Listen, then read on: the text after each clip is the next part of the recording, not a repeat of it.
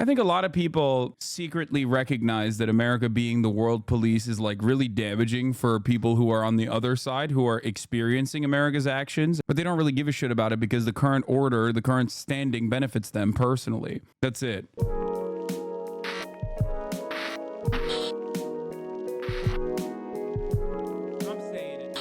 So let's get to it. Let's get to the news, ladies and gentlemen. Israeli minister lose it over Spain. Deputy prime minister saying from the river to the sea. Oh, hell yeah. Yeah, just Israeli leadership being normal again. I love that. Love to see it. Love to see it, folks. Anyway, all right, let's get started. Ladies and gentlemen, UN's top court, the International Court of Justice, has dished out a little bit of justice. They are ordering Israel to halt military operations in Rafah. Of course, Israel is not going to comply with that. Let's be for real. But here it is. I'm Geetha Gurumurthy.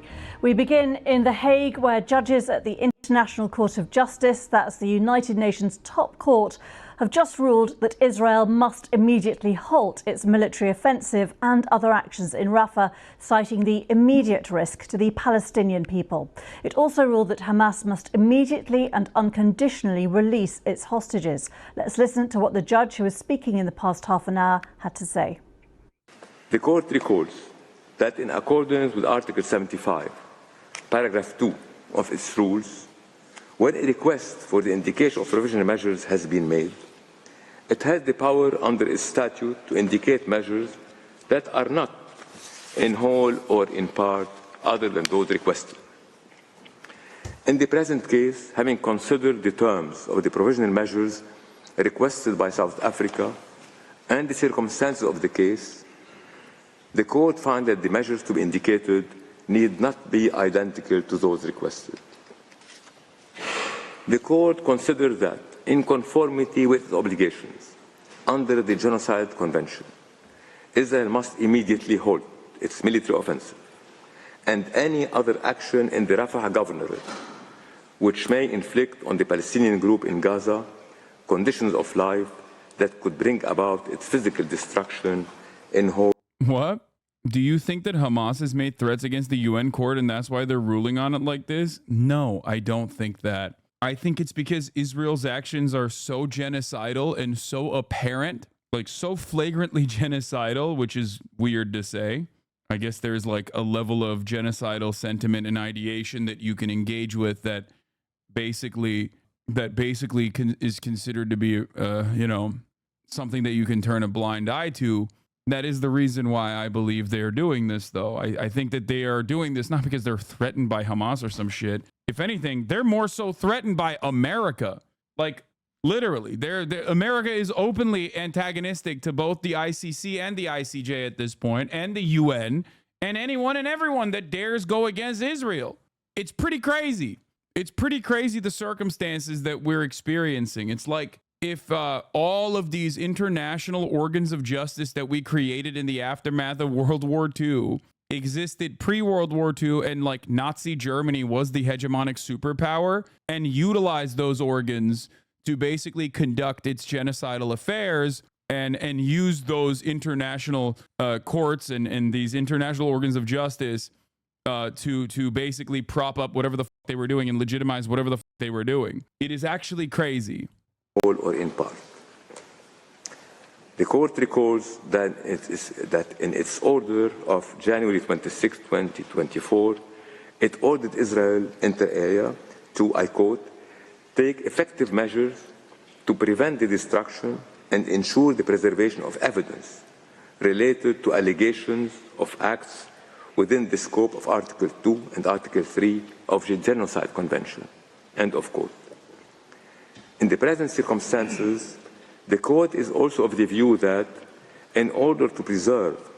They can demand it, but does that mean Israel will have to listen and halt military offensive? No, Israel will not have to listen. It's like when I tell you that there's a 3-minute ad break at the top of the hour, it doesn't mean that you have to subscribe to avoid it, right? Like you can just see the 3-minute ad break at the top of the hour and that'll be fine for you. For some people, it's all right. For others, though, if you don't want to see the 3-minute ad break at the top of the hour, all you need to do is subscribe for $5 or for free with a Twitch Prime or by getting gifted a sub. If you are lucky, here's a 3-minute ad break now.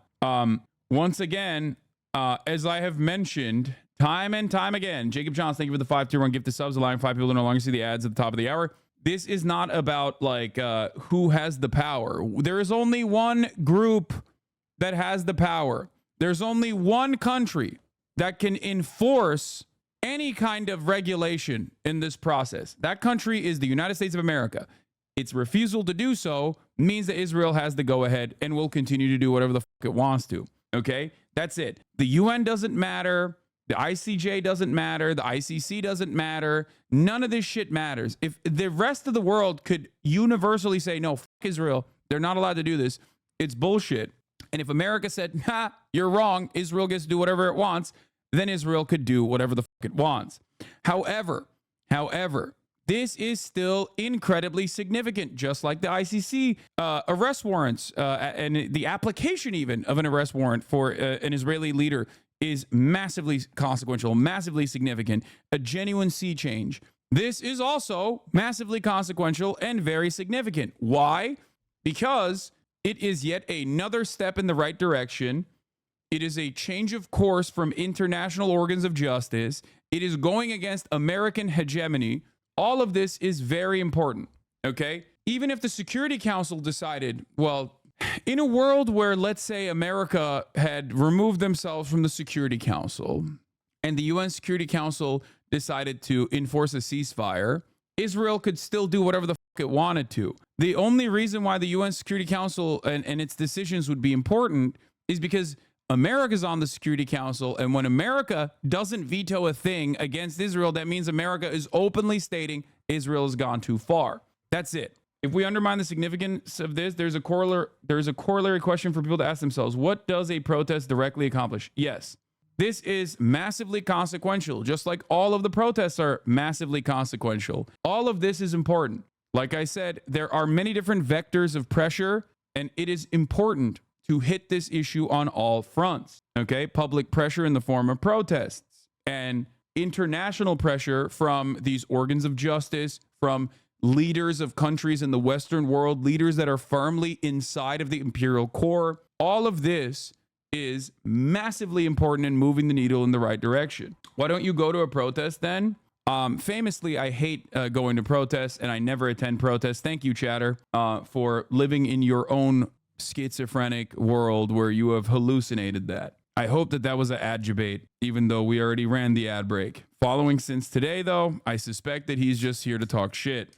15-minute follower, following since today. Doubtful that this person is, legitimately saying that. Glue trap bubble, live in a bubble. What? Anyway, this is like the chatter the other day that refused to look at a whole video and not just a clip. Yeah, I know. I was timed out for a week because I said AOC's a neocon. That's extremely heavy-handed by your mods. AOC's a neocon? Bro, first of all, how are you tweeting or how are you posting if you're timed out for a week? That's number one. And number two, what the f do you mean? I had to make a new account, lol. We know. That was not a real question. I know how you're posting in the chat. Now this is gonna get banned too, most likely. But you're insane for saying AOC's a neocon. They probably timed you out for a week because they did not want you to say even more unhinged shit. Why is she so hawkish towards Russia? Yeah, I know. That I think being hawkish towards Russia does not make one a neocon. I'm just gonna, I need you to understand words have meaning. Okay. Like being aligned with the American State Department on against Russia, it depends on like what kind of energy you're placing, especially considering that the Progressive Caucus literally pushed originally for a pretty apt provision that they immediately had to go back on because they got bullied. But they also talked about conditional aid to Ukraine with the goal of conditional aid to Ukraine with the goal of like reaching a ceasefire agreement. If you remember, the Progressive Caucus did that, and immediately everyone was like, "You guys are crazy." Blah, blah, blah, blah, blah. But Jesus Christ, libs on Twitter are creaming their pants over Caitlin Collins pressuring Theodore Jebediah Cruz. Oh, Charlotte ladder climber. I'm blocked by her. That's awesome. We'll look at that in a little bit. Let's just continue with this. Evidence related to allegations of acts falling within the scope of Article 2 and Article 3 of the Genocide Convention, Israel must take effective measures. Why do you sneeze like my baba? It's because I'm unk-coded. I'm in uncle territory, and I think the older you get, the more insane your sneezes get. Actually, it's very like, it's something that happens when you get older. Like, I still remember how terrified I was when my grandfather would sneeze from the other room because it felt like the entire house was shaking. I don't know what it is, but the older you get, the more powerful your sneezes become. And I genuinely don't know what the fuck that is about, but it's just a thing that happens. How you sneeze is a choice. Prove me wrong. That's insane. To ensure the unimpeded access to the Gaza Strip of any commission of inquiry, fact-finding mission, or other investigative body mandated by competent organs of the United Nations to investigate allegations of genocide. I'm going to pee. The judge there, the ICJ, just to give you some initial responses, David Mercer, spokesperson for the Israeli government, has said there is no power in the world that will push us to commit a public suicide, because that's what this is, to stop our war against Hamas. That's repeating a line that would, of course, a consistent line that we've heard from the Israeli government, who I think are meeting now. There was a call for Mr. Netanyahu to meet his top ministers. And Hamas, as reported by the Reuters news agency, has said that they welcome the ICJ plan to send the investigation committee into Gaza. They say they would promise any cooperation that they can give. And they have said that they welcome the decision on Rafah, saying it doesn't go far enough. It's urging an end for Israel's offensive on all of Gaza, and looking at whether the Security Council will now look to try and implement this ruling. Well, let's get more now. Our diplomatic correspondent Paul Adams is in Jerusalem, and he told us more about the immediate reaction there in Israel. If this was the measure that was anticipated, with some debate as to whether or not the court would finally take that additional step. No official reaction from the government so far. It's due to discuss this ruling later today.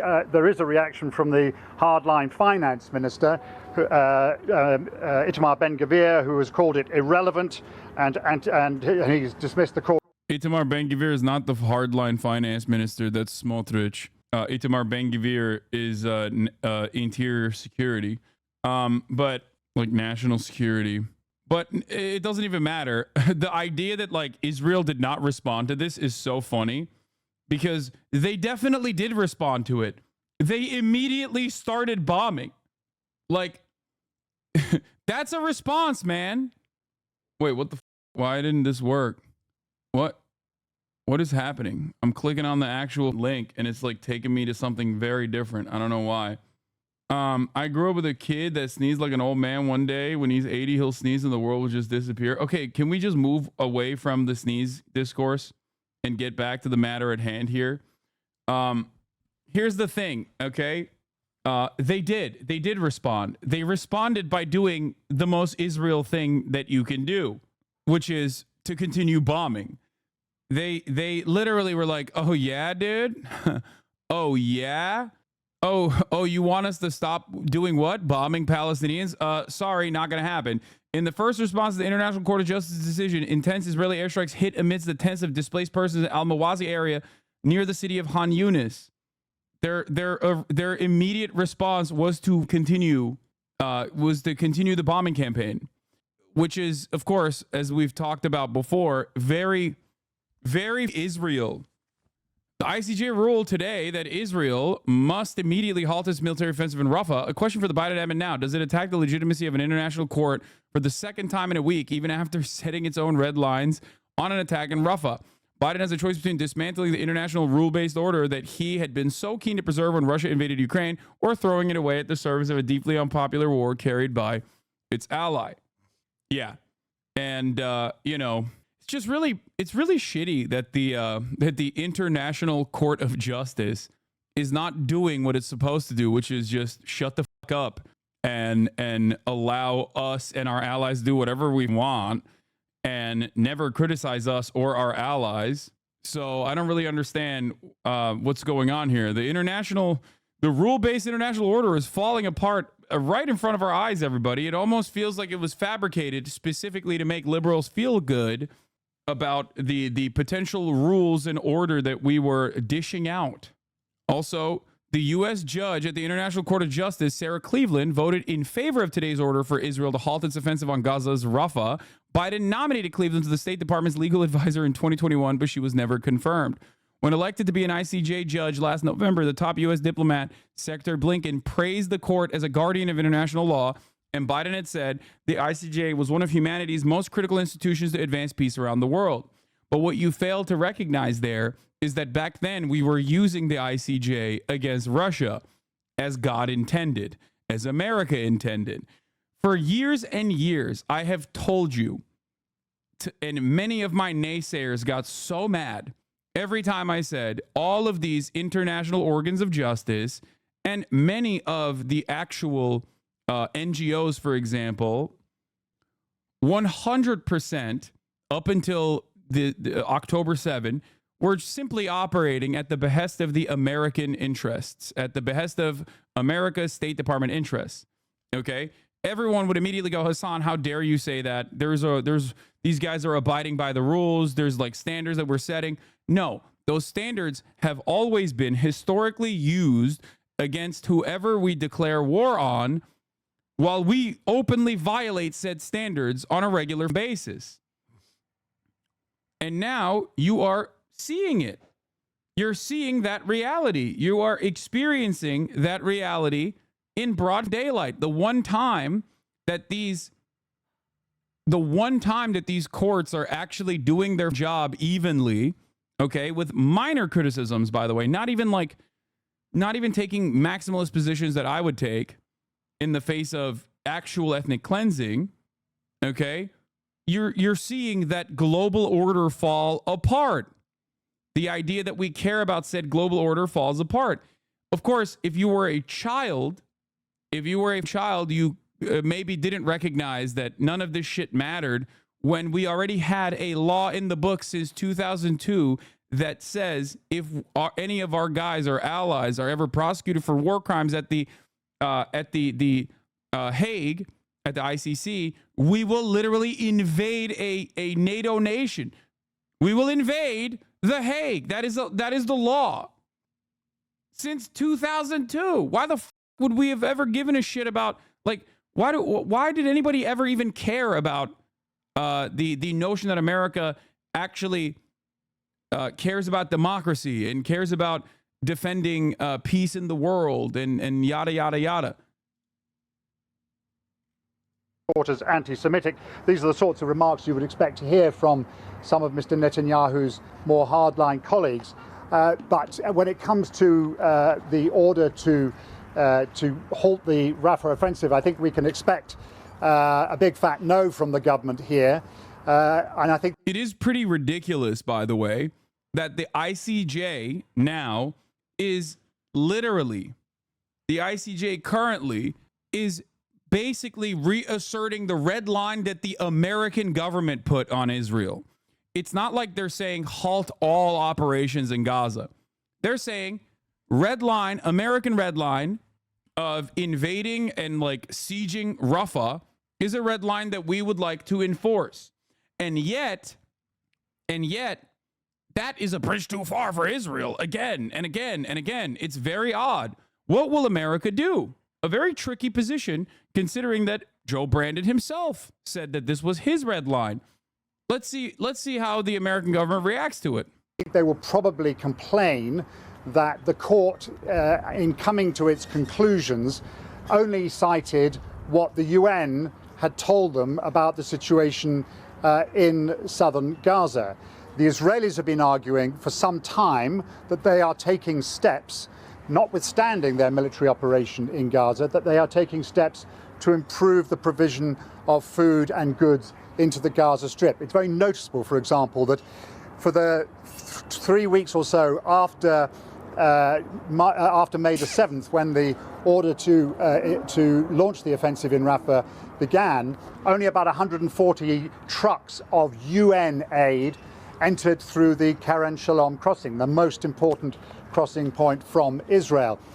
But, and this was something the court did not refer to, hundreds and hundreds and hundreds of trucks of commercial foodstuffs have gone in through that. Seems to me that the BBC is being more skeptical of the anti-Semitic claims made by Israel. Am I just imagining this, or are they finally caving to the left a tiny bit? They're not caving to the left, man. It's just unconscionable. Israel's actions are truly unimaginably cruel. So cruel that, yes, these guys who actually care about maintaining the presence of order in an international rule-based order have to inevitably say, okay, well, they're kind of fucking up a little bit. There is no caving to the left. It's just caving to, I guess, reality. That very same route, allowed in by Israel, escorted by armed guards inside the Gaza Strip, and taken into the marketplace in Gaza. There is food to be had in places.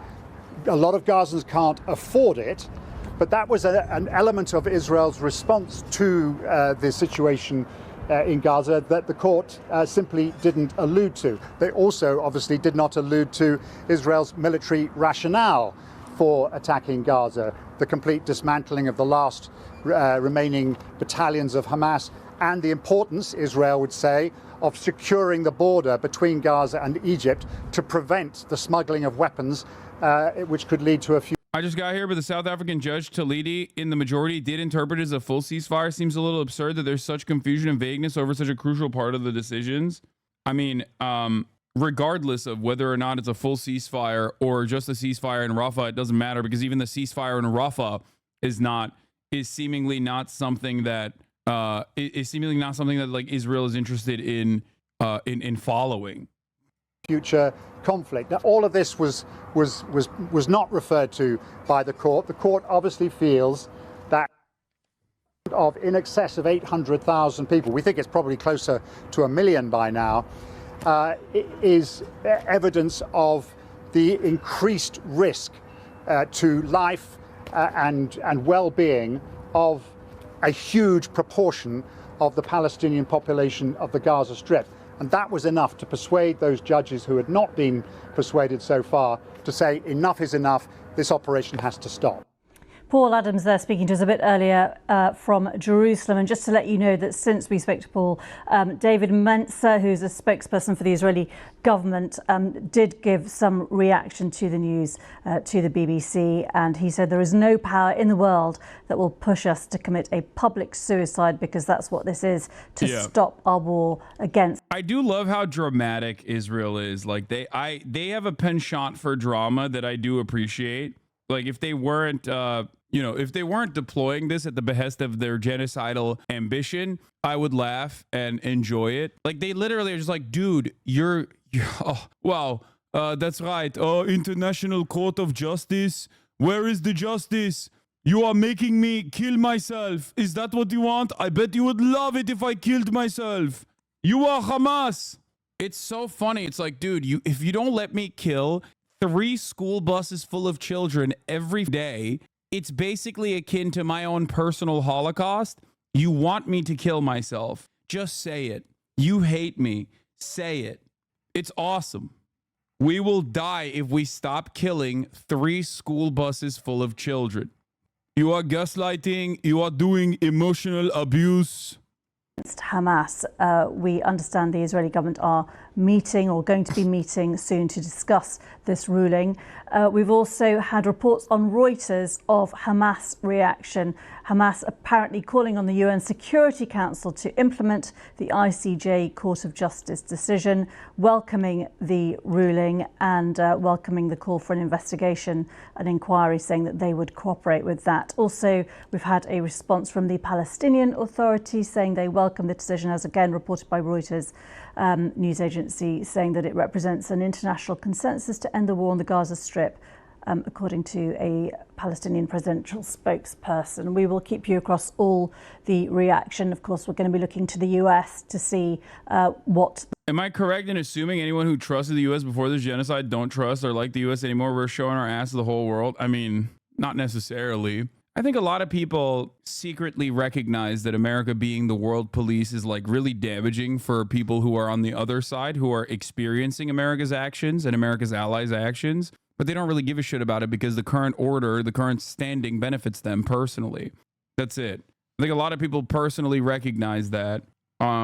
They just don't care. It's more so about the optics for them. Like a lot of people recognize, a lot of liberals in America and a lot of people in the Western world recognize that America's actions are truly unconscionable since World War II, since the aftermath of World War II, but it benefits them, so they don't really make too much of a stink about it, or at least they feel like it benefits them, so they don't make too much of a stink about it. And yet they still try to maintain this liberal posture that they actually do care about some sense of order.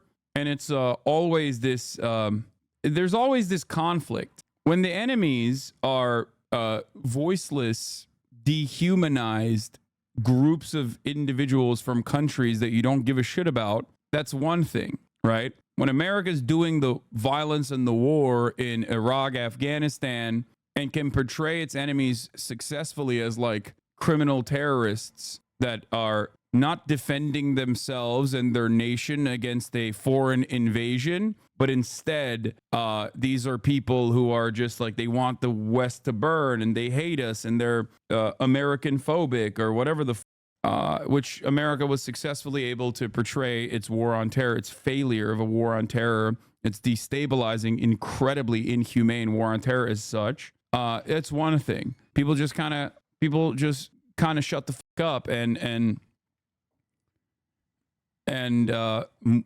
go along with America's imperial ambitions.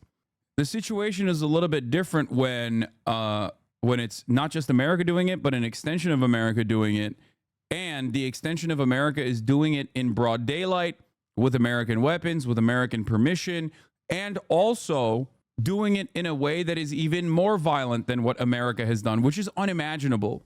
It's kind of crazy to think that what Israel is doing, if it did it for like 20 years, it would literally be like, what Israel is doing is so completely and wholly unacceptable, because under international law, Israel obviously does not have a right to defend itself in a territory that it already occupies as a belligerent occupier, right? Like, it just does not. It's not like America was already occupying Afghanistan and then chose to bomb the shit out of it, right? It occupied it for 20 years, and it was unconscionable, it was unjust, it was inhumane, a litany of war crimes there, destabilized the entire region. However, even then, the civilian to enemy combatant casualty numbers were nowhere near as bad as what Israel has done in such a short time frame. So ultimately, Israel has been able to basically move the needle in the worst direction, even taking it further than what the United States had done. The White House say whether this has any impact on Biden's current position of ongoing support for Israel, though of course he has warned repeatedly the Israeli leadership not to go into Hamas territory in Rafah because the International Court of Justice. Here is DW News covering it as well. Has ordered Israel to stop its military offensive in the city of Rafah in southern Gaza. The United Nations top court described the humanitarian situation there as disastrous and ordered Israel to allow unhindered access of aid. Israel has repeatedly said it has the right to defend itself from Hamas militants and is unlikely to comply with the ruling. The court also ordered Israel to report its progress in applying the measures within a month.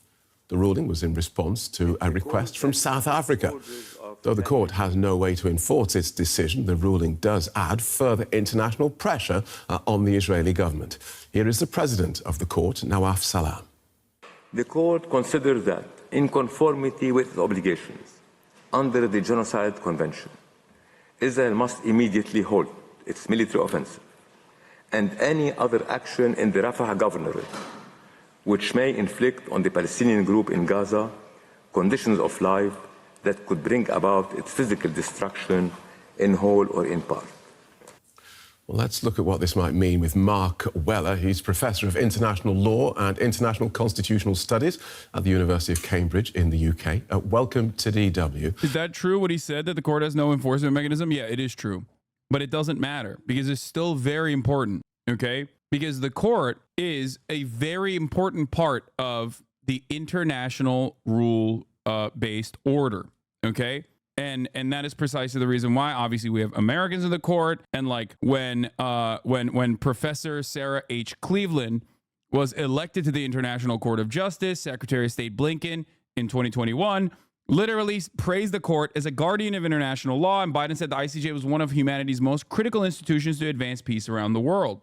I think that we forget that a lot of this stuff, a lot of diplomacy, a lot of politics is like obviously held together by enforcement mechanisms, violence, imperialism, and that sort of thing. But there is definitely an aesthetic side of this as well. The optics of this has to stick.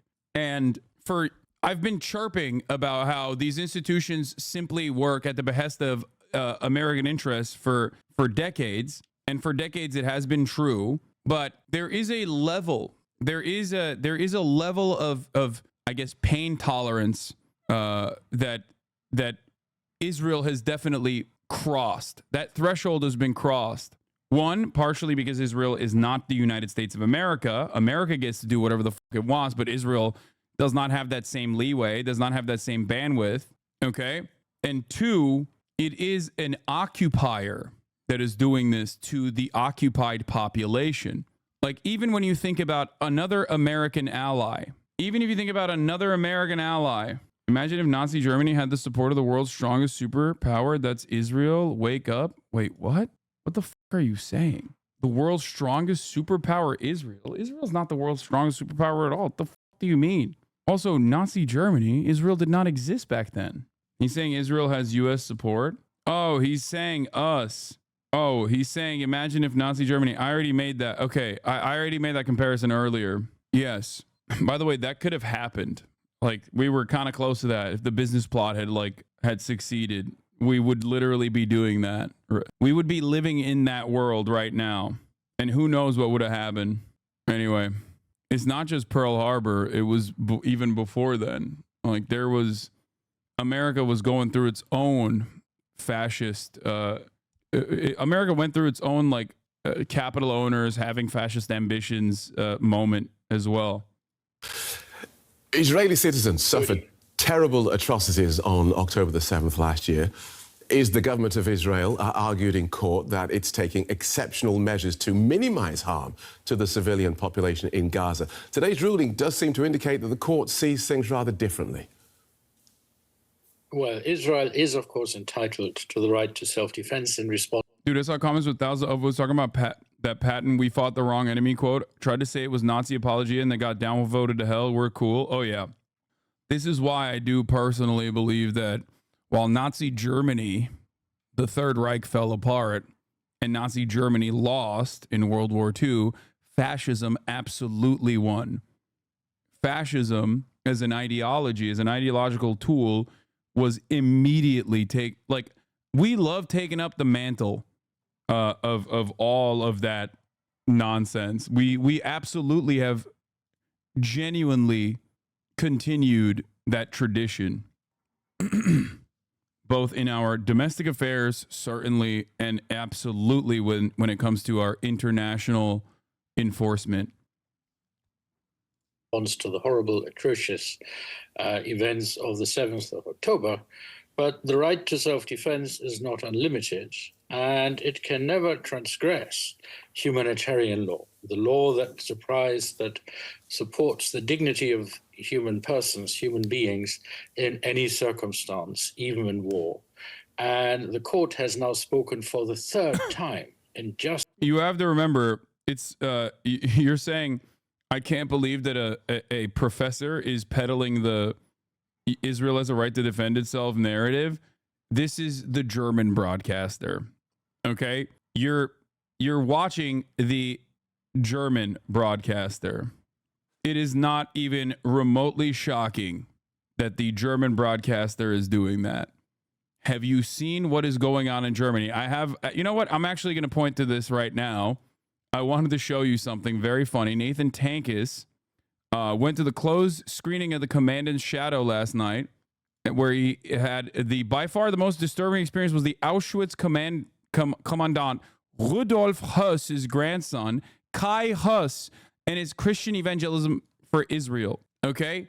If you want to understand where we're at, if you want to understand where Germany's vibes are at, there's two videos I want to show you. One is like the liberal rich Germans also chanting the Germany for Germans only shit.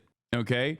And the other video is this. Here, let's help you get it a little bit. This is the guy. This is the grandson of the dude who was prominently featured in Zone of Interest, Rudolf Höss. Okay?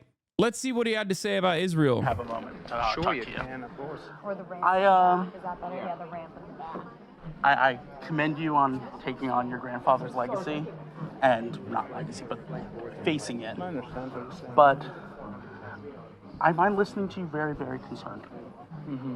Because it feels to me, as a grandchild of Holocaust survivors, that you've replaced a Nazi anti-Semitism with a Christian evangelical anti-Semitism about a defined going to. I think you misunderstood. I don't think I misunderstood. Well, you know, I love Israel because I know they're God's people. Yeah, exactly. And exactly. That is a form of anti-Semitism. Christian evangelical. He said, I love Israel because they are God's chosen people. You don't understand it. You don't understand. Anti-Semitism. Have a moment. Sure. It was shocking just being in the room with Rudolf Höss's grandson, let alone confronting him. I was my dad's +1, and neither of us realized beforehand. I'm still processing it. There were also many disturbing things about the event, including that it was acquired on October 9th. The panel was very clear this documentary was explicitly meant to counter discussions of Israel's genocide without actually mentioning Palestinians. The movie literally opens and closes with Rudolf Höss's son and grandson in an Israeli desert, with Kai Höss providing Israel voiceover. Compare what Kai Höss had to say up to what Billy Graham had to say behind closed doors. Kai Höss knows that he should never say synagogue of Satan about Jews like me who reject Israel, but it's fundamentally the same worldview. It's from the Nixon tapes. Nixon explains how Israeli Jews are the best Jews. They both agree that Jews control the media. Billy Graham explains the synagogue of Satan and how Jews had a stranglehold on Germany, but Hitler went about it wrong. What does this mean? Does it mean that all Jews are bad? No. But it does mean that most Jews are left-wing, particularly the younger ones like that. I love that they're literally just repeating exactly what the Nazis believed and basically saying, no, you don't understand. Like, all Jews, they go to Israel and that's fine. And they're great. They're great over there. Okay. Not here. Because when they're here, a lot of them like this commie shit. Okay. And I don't like it. They are literally repeating Judeo-Bolshevism as a propaganda point because they legitimately believe it. Okay. And they're not technically wrong. Historically speaking, yes, Jews have sided with justice. They have, in many instances, been open socialists and communists. So they're not wrong when they say that. Obviously, they're wrong in a monolithic understanding of it, which they're not even particularly saying. It is wild. It is wild. Here, listen. They're radical socialists. They're radical commies. The only thing I have on is that, and this is the reason, the best Jews actually. Added to the amount of evidence that anti-communism is inherently fascist? Of course it is. Wow, I wonder why the Jews in Russia were more in favor of the socialists than the czarists in Russia. Exactly.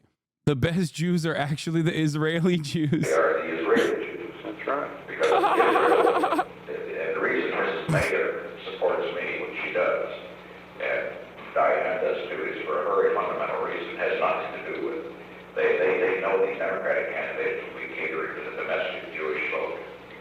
But she supports me because she knows the great danger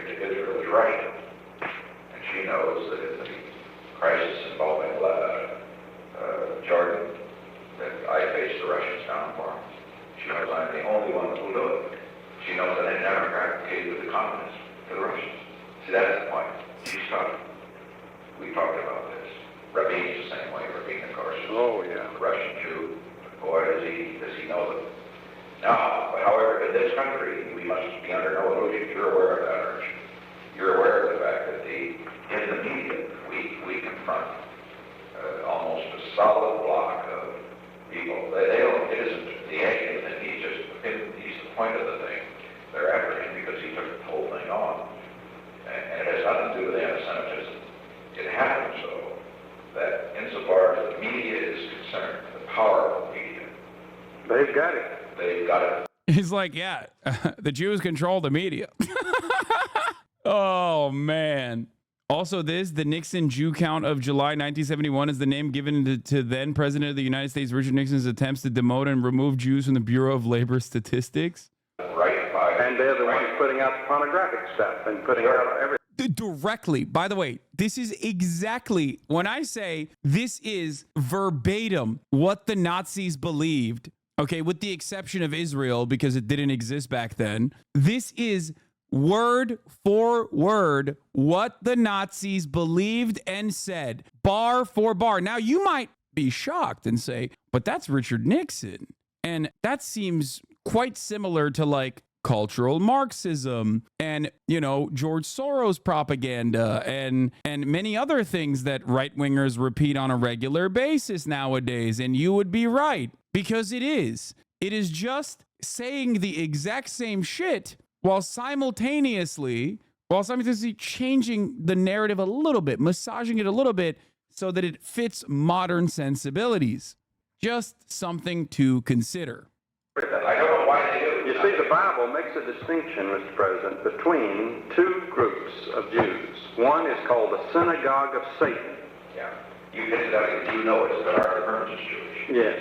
The Bible says there are two different kinds. There's two different kinds. And those people, in the latter days, it's called the remnant of God's people, which will be Jewish people. Yeah. And then there's the synagogue of Satan. And nearly all of your religious deceptions in the latter days, what the Bible speaks, latter days will be 1,000 years. This is cool, man.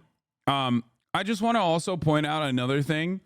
There's a reason why we never look at this kind of stuff, because when we live in America, we have a way to understand Christianity and Christian fundamentalism and separate that from like Christianity across the board. There's a reason why these incredibly powerful people are having this conversation in private, and no one will think that like these are mullahs, okay, who are operating on fundamentalism, and America is demonstrably like a Christian fundamentalist fascist nation. The reason why we don't view this conversation in the same vein as like an Iranian mullah is because of our monolithic understanding, Islamophobia in general, our monolithic understanding of our enemies or of marginalized communities in general, or, countries that we have dished out a lot of violence to. Whereas in the United States of America, where we live, we of course recognize that this is not representative of every single American, just so you understand. Although, all things considered, if you were to operate on the same fucking boundaries that the same smoke that you have for, I guess, Islam, the Islamic world in general, as an Iranian, are you saying that the mullahs are good? You have to literally be the most delusional person on the planet if you are thinking that I'm saying the mullahs are good when comparing them to Richard Nixon.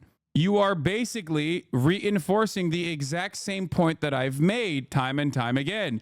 A lot of people operate on the boundaries of, well, America's good ultimately. No, when I compare a foreign adversary to America, that is the worst comparison I could make for said foreign adversary. Okay? I'm saying it's bad. I'm saying that in many instances, it is no different. And in this circumstance, it is no different than the Islamic fundamentalism demonstrated by those in positions of power in the Muslim world. As an Iranian, yes, but also liberalism aesthetics require one to hide the nutty parts of religion. Mullahs don't hide it because they're not liberal. Yes. What they call the synagogue of Satan. In other words, they are energized by a supernatural power called the devil. This is what the Bible teaches, whether you believe it or don't believe it. This is the biblical teaching, and this is what I believe. And I believe that they have a strange brilliance about them. What the was that? These Jews, they have a strange brilliance about them. They have a strange brilliance about them. They're smart, and they are energized, in my judgment, by a supernatural power. Well, also they do something else, but they're not only smart, and you see, of course, Hitler didn't. They had a stranglehold on Germany, on the banking of Germany, on everything in Germany, and the media. They had the whole thing. That's so funny. Oh God. It's like the Japanese believing in Jew magic, so they wanted the Jews to on their side. It's a little bit of column A, column B, where they're like they're basically saying that like fascist Jews in Israel are the good Jews, and the anti-fascist Jews here in America are satanic Jews that control the media and degenerate Western supremacist, the Western culture and Western civilization. So for the domestic Jews, they have the same exact smoke that Hitler had. It's like if the Havara Agreement actually turned into reality, basically. Okay, that's it. That's like that is basically the mentality that they have. If the Havara Agreement worked and like Hitler was like, yeah, you know what, instead of like killing all the Jews, we're just gonna ship them forcibly to Israel, okay, then in that situation it's like basically the exact same attitude that these guys have, because they're like, our domestic Jews are degenerate pornographers that are doing unlimited immigration into America in an effort to displace white Americans, white supremacist Americans, right? So we got to ship them off so they can all become fascist Jews in Israel and then be the good kind of Jew. If you want to know more about Nixon's takes on Jewish people, here it is. The Jews are born spies. Less than a week after the U.S. Supreme Court dealt the blow to the Nixon administration and sanctioned further publication of the Pentagon Papers, President Nixon and a senior White House aide discussed the role of race and religion as drivers of espionage. This conversation stands as one of the cruder examples of Nixon's prejudices and his willingness to air them among confidants. Wait, hold on. All the Jews are very close by. Except there's this strange malignancy now that seems to creep among them. I don't know, radicalism. I can imagine how the fact that Ellsberg must be terrible, like Henry Pieces or Garment. Just like the Rosenbergs and all that. That just has to kill them. You feel horrible about it. Could be a guy by name of Smith. Very good. Would have been a Rosenstein that changed his name. It is right. Always an Ellsberg. Everyone's a Jew. Ellsberg, Rosenberg. Why is it that you find what he's saying amusing? What do you mean? Like, what am I supposed to do? It's psychotic. It is literally verbatim one-to-one Nazi shit. It is like, I don't know what to say about it. It's basically a further confirmation of everything I say all the time, that Republicans have basically continued that exact same fascist tradition, okay? Which, like, I would say even Democrats as well. Like, the American government broadly has continued the same fascist tradition, okay? It's just that the aesthetics are different. But there are bad disciplines. So that proves. They're playing Name the Jew. The problem is the they that we're talking about here is the president at the time, okay? Hasan really seems to resent the United States. Oh my God, dude. That's your takeaway? What is it that you think you know better than the president of that time? Are you, bro, this is literally like being like, well, Adolf Hitler, do you think you know better than he did at the time? The f do you mean? I know better than the president of this time too. Please tell me you're trying to bait like literally 12 minutes before the top of the hour. You cannot be defending Richard Nixon in the chat, right? Especially in like one of the surprisingly even more indefensible moments of Richard Nixon. Like this is uniquely bad even for Richard Nixon. Very interesting thing. So few of those who engage in espionage. Okay, these guys are baiting, right? There's a lot of like weirdo anti-Semites in here today. What's happening? Like, what's going on? There's like hella people in here that are just like, oh, well, was he wrong though? Yes, dude. Yes, he was. He was wrong. No, I don't think that like Jews are monolithic in their approach, or that they control the media, or that they're all descendants of the synagogue of Satan. Yeah, why did these pigs say that the German Jews had a complete stranglehold over a number of industries, meaning they were the capitalists, and at the same time claimed Judeo-Bolshevism existed? It doesn't have to make sense. Our enemy is both weak and strong at the same time. It is. I'll bring it back to a place that you guys understand. You know how a lot of my haters will literally be like, oh, Hasan never donates, right? And then, but I do. So then when I do, they'll turn around and say, oh, he just did it for PR. He did it for clout. It's because the reason why, like the foundational disagreement has nothing to do with my actions. It's just pure resentment. They're just trying to make it stick by any means necessary. And that's how anti-Semitism is as well. In this case, they're both simultaneously saying Jews are, defenders of Judeo-Bolshevism, defenders of like socialist, communist, moral degeneracy and rot and yada, yada, yada, while simultaneously saying they also control all the media and also all of the banks. It doesn't have to be true, and it is not. It's just a way to make your resentment stick. Also, the synagogue of Satan sounds badass as I'm not gonna lie. Like it does low-key kind of go hard. I don't know why they did that.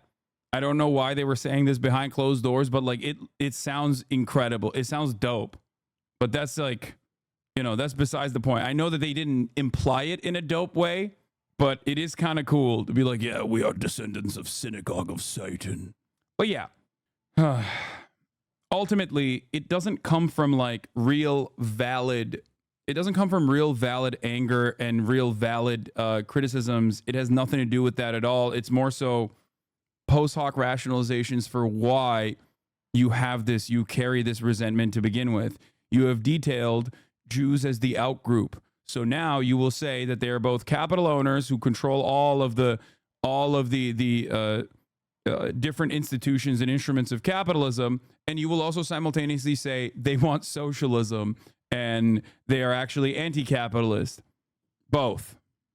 Anyway, let's continue. Very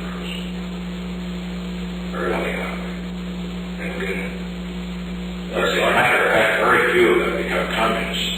If they do, they're likely to get in the hands of leaders. They're more of the activist type. As a matter of fact, very few of them become communists. If they do, they're more likely to get into Angela Davis. They're more the activist type, and they throw bombs and this and that. And they throw bombs and this and that. But the Negroes, if you ever notice, they're anti-Negro spies. They're not intellectual enough. Not smart enough. It may be not smart enough. A little bit of anti-black white supremacist resentment there too. You got to put that in there. Spies, the Jews are born spies. You know somebody that just in it, up to their necks. Basic deviousness that also inherits. Bro, this is literally just Hitler, okay? Like, I'm not even kidding. Like, I have to show you some of this fascist propaganda. Like, I need you to... Here. Okay. Here are some stereotypes and canards. Okay. Modern economic anti-Semitism is a double helix of intersecting paradigms. The first associating the Jew with paupers and savages, and the second conceiving of Jews as conspirators, leaders of a financial cabal seeking global domination. A World War II era Slovak propaganda poster exhorts readers not to be a servant of the Jew. Foxman describes 6 facets of canards used by proponents of economic anti-Semitism. All Jews are wealthy. Jews are stingy and greedy. Powerful and wealthy Jews control the world. Judaism emphasizes profit and materialism. Jews may cheat non-Jews. Jews use their wealth and power to benefit their own kind. Summarizes the myths as Jews control the banks, the money supply, the economy, the businesses of the community, of the country, of the world. He uses illustrations, many slurs, and proverbs in several different languages, suggesting that Jews are stingy, greedy, miserly, or aggressive bargainers. I want to see here. One form of economic anti-Semitism in the Middle Ages was a mass of legal restrictions imposed on the occupations and professions of Jews. Local rulers and church officials ruled many professions to the Jews, pushing them into the marginal occupations considered repugnant, such as tax and rent collecting and money lending, but tolerated them as a necessary evil, usury being a sin in both Christianity and Islam. Catholic doctrine then held that money lending for interest was a sin and forbade the Christians. Not being subject to that restriction, Jews dominated this business. The Torah and the later sections of the Hebrew Bible criticize usury, but interpretations of biblical prohibition vary. Since few other occupations were open to them, Jews were motivated to take up money lending. That was said to show Jews were usurers, which then led to many negative stereotypes and propaganda. The natural tension between creditors, typically Jews, and debtors, typically Christians, were added to the social, political, religious, and economic strains. More dangerous was lending to the monarchs of Europe, which enabled them to finance their endless wars and projects. Some monarchs would revenge on repayments, often accusing their Jewish moneylenders of various crimes. The nobility would also borrow large sums to maintain their lavish lifestyles. Peasants who were forced to pay their taxes to Jews could personify them as people taking their earnings and remain loyal to the lords on whose behalf the Jews worked. Also present in the Middle Ages was the insistence by European sovereigns that the Jews belonged to them in a peculiar way, different from that of their other subjects, which was evident in examples of the English legal code, which portrayed the kings as tutor and defender of the Jews and of the Jews as his possessions, writing that for those Jews and all that they possess belonged to the kind as if they were his private property. On the 19th century, Jews came so closely associated with capitalism that some even viewed the Jews as the creator of capitalism. According to Muller, those who embraced capitalism tended to be sympathetic to the Jews, and those who rejected capitalism tended to be hostile to the Jews. Except the irony, of course, is Karl Marx himself, being a Jewish person. Another anti-Semite in the chat. Nixon just spitting for real. Because many Jews were employed in occupations that Marx considered non-productive, he singled out Jews for particular criticism and blamed Judaism for the exploitation and alienation of workers. This is why they say Karl Marx is an anti-Semite, despite being of a Jewish background himself. Moses Mendelssohn argued that the contrary, that commercial activity was just as valid as beneficial as manual labor. Many a merchant, while quietly engaged at his desk, and blah, blah, blah, blah, blah. Marx concluded that Judaism was responsible for the alienation of many Jewish workers. In his 1844 work on the Jewish question, Marx distinguished between the Sabbath Jew and the everyday Jew. Marx argued that, particularly speaking, everyday Judaism was a commercial practice, not a theology. According to Perry, Marx believed that Jews are the embodiment of capitalism, money system in action, and the creators of all its evil consequences on humanity, which is the reason why they say he is a anti-Semite, which once again is ironic because of this part, which is the most important part of this conversation. Jewish Bolshevism is an anti-Semitic and anti-communist canard that is based on the claim that Jews have been the driving force behind or are disproportionately involved in communism, sometimes more specifically Russian Bolshevism. The expression was the title of a pamphlet, The Jewish Bolshevism, and became current after the 1917 October Revolution in Russia, featuring prominently in the propaganda of the anti-Bolshevik white forces during the Russian Civil War. The idea spread worldwide in the 1920s with the publication and the circulation of the Protocols of the Elders of Zion that was popularized by Jewish ancestry of many leading Bolsheviks, most notably Leon Trotsky, during and after the October Revolution. Daniel Pipe says that primarily through the Protocols of Elder Zion, the whites spread these charges to an international audience. James Webb wrote that it is rare to find an anti-Semitic source after 1917 that does not stand in the debt to the white Russian analysis of the revolution. The label Judeo-Bolshevism was used in Nazi Germany to equate Jews with communists, implying that communism served Jewish interests and or that all Jews were communists.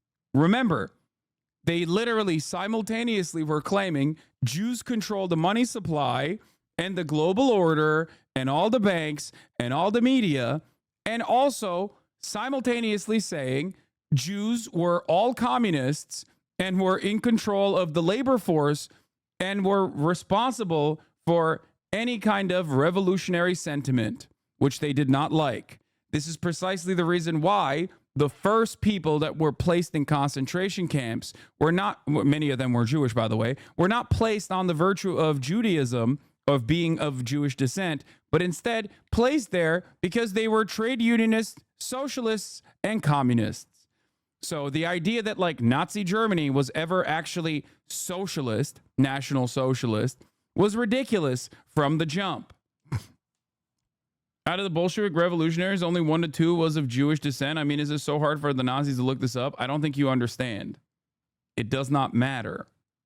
This is what I'm trying to explain. Winston Churchill himself called communism a Jewish plot and enthusiastically expressed his support for the Nazis during the 1920s and 30s in their struggle against communism.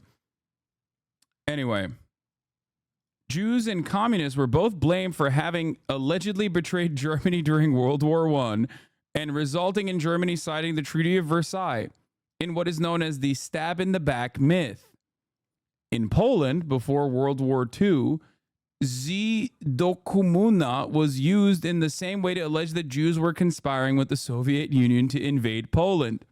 According to Andre Geritz, the myth of Jewish communism was one of the most popular and widespread political prejudices in the first half of the 20th century, in Eastern Europe in particular. The allegation still sees use in anti-Semitic publications and websites today. Also, that allegation is literally a formative one in the modern Republican Party. The world of Pfizer are Jews. The whole of Pfizer are Jews. Genocide vax. Yes, dude. Yes. The Jewish doctors and the executives that are engaging in mass inoculation campaigns are actually doing it to genocide everyone. You're right. You got that. You're hitting the double Monty. Where are these chatters coming from, dude? Anyway, I don't get it. Is summer break? The kiddos are out. Major General Ulysses S. Grant was influenced by such sentiments during the American Civil War, expelling Jews from areas under his control in Western Tennessee. The Jews as a class violating every regulation of trade establishment by the Treasury Department and also department orders are hereby expelled within 24 hours from the receipt of his order. That order was quickly rescinded by Abraham Lincoln, but it was already enforced in a number of towns. Also, being an open communist is literally illegal in Poland and can get you a 3-year sentence. Still like what? Yes. Poland is still operating on some very weird and unique boundaries, okay? And therefore, they never get to see the top of the hour ad break, which comes at the top of every hour and is 3 minutes long. They don't get to see it, though, because they don't really have a lot of computers over there. Now, we looked at a lot of the fascists and their opinion on Judeo-Bolshevism, and we looked at a lot of the American leaders and drew comparisons as to what, like, you know, modern American leaders think about Judaism, stuff like that. So let's hear from, because a lot of people will also nowadays say like communists are anti-Semitic or whatever. So let's hear from one of the godfathers of real existing communist revolution, socialist revolution, a bald man by the name of Lenin. Let's hear what he had to say about anti-Semitism.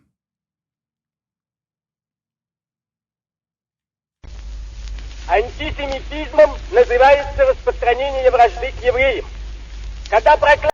Hold on, let me just start it here. Anti-Semitism means spreading enmity towards the Jews. When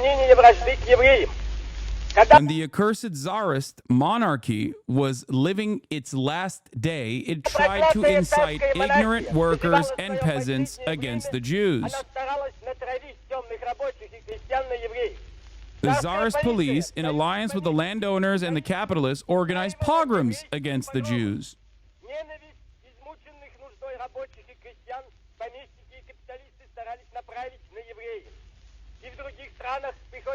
In other countries, too, we often see the capitalists fomenting hatred against the Jews in order to blind the workers, to divert their attention from the real enemy of the working people, capital. Hatred towards the Jews persists only in those countries where slavery to the landowners and capitalists has created abysmal ignorance among the workers and peasants. Only the most ignorant and downtrodden people can believe the lies and slander that are spread about the Jews.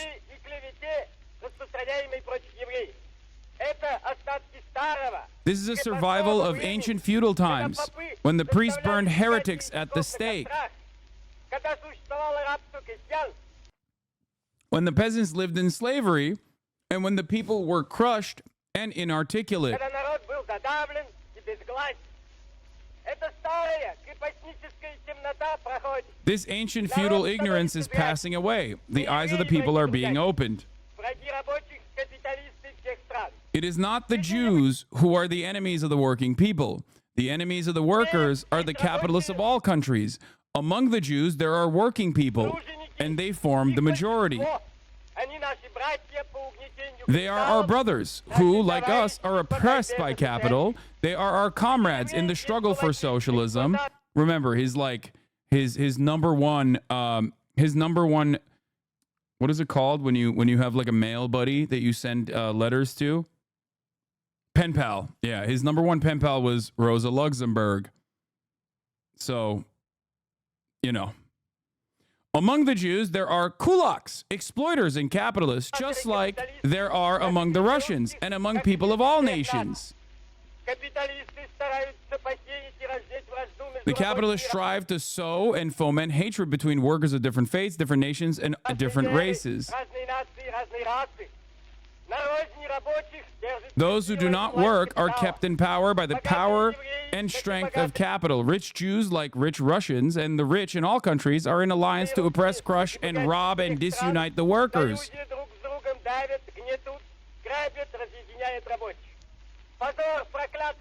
Shame on accursed Tsarism, which tortured and persecuted the Jews. Shame on those who foment hatred towards the Jews, who foment hatred towards other nations. Long live the fraternal trust and fighting alliance of the workers of all nations in the struggle to overthrow capital. Literally anyone who compares Bolshevik anti-Semitism, which did exist and was largely inherited from the Russian Empire, is a fool. The USSR anti-Semitism was nothing compared to Tsarist and the massive pogroms that brutally massacred Jewish population throughout the Russian Empire, and even many white emigre supported the Nazis against the USSR. Yeah, the Tsarist anti-Semitism is like, I would say, foundational in. I mean, dude, they wrote the protocols, dude. That's it. Like this literally is the most significant anti-Semitic text. Okay? Everything that you think about in terms of like everything that you've learned about anti-Semitism literally stems from this.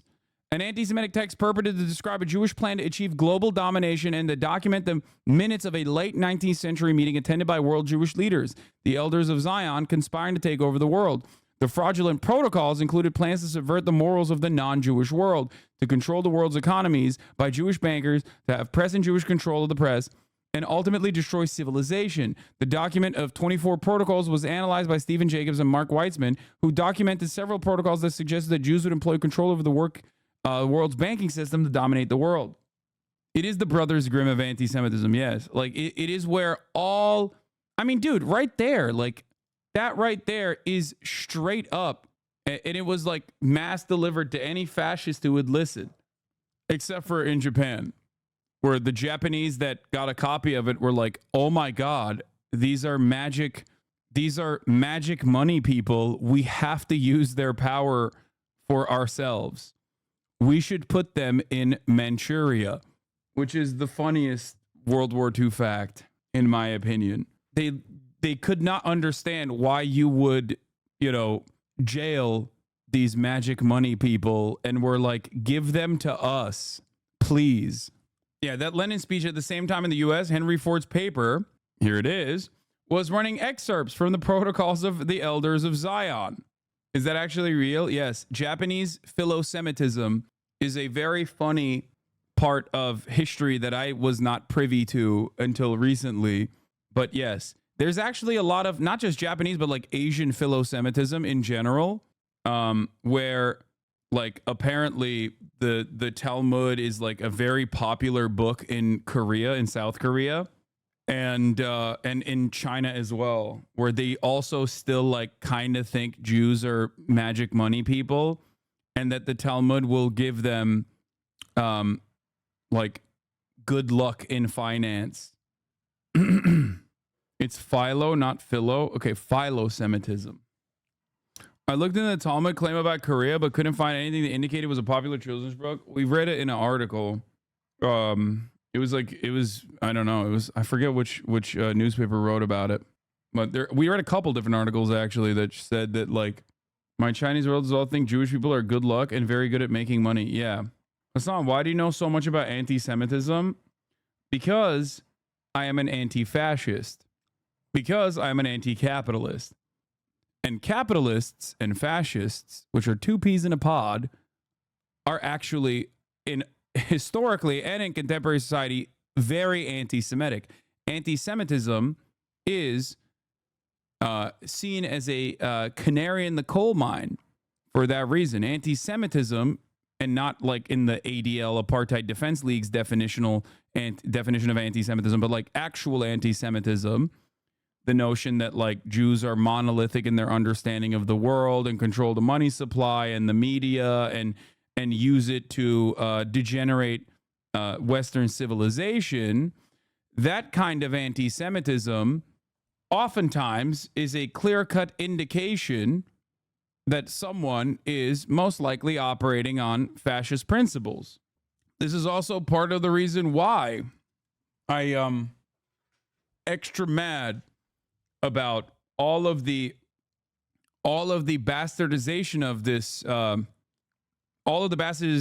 like very serious charge, a charge of anti-Semitism done by, in some instances, Jewish people that are cynically weaponizing it, like with StopAntisemitism.org or ADL and many other defenders of Israel.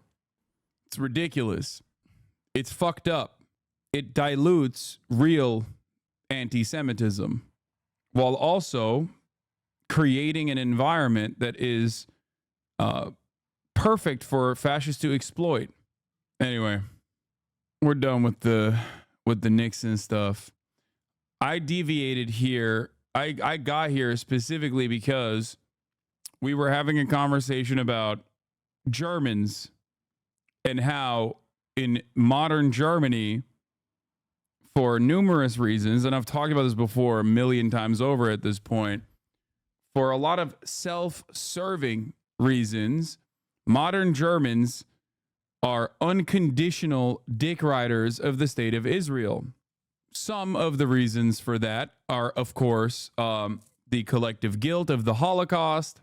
But I think that the real reason, the real nefarious reason, is that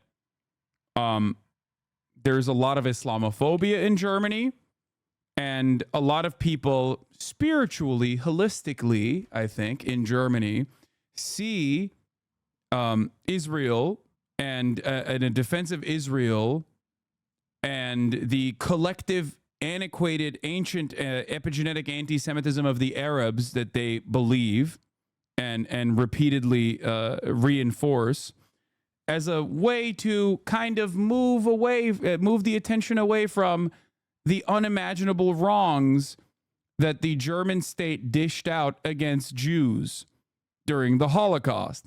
It's a way to really sidestep the Holocaust, to be like, no, you know who's the real anti-Semites actually? The Arabs, the Muslims. I think that's what it is. That's a major reason for why they are such unconditional dick riders for Israel. It's great. It's great for them.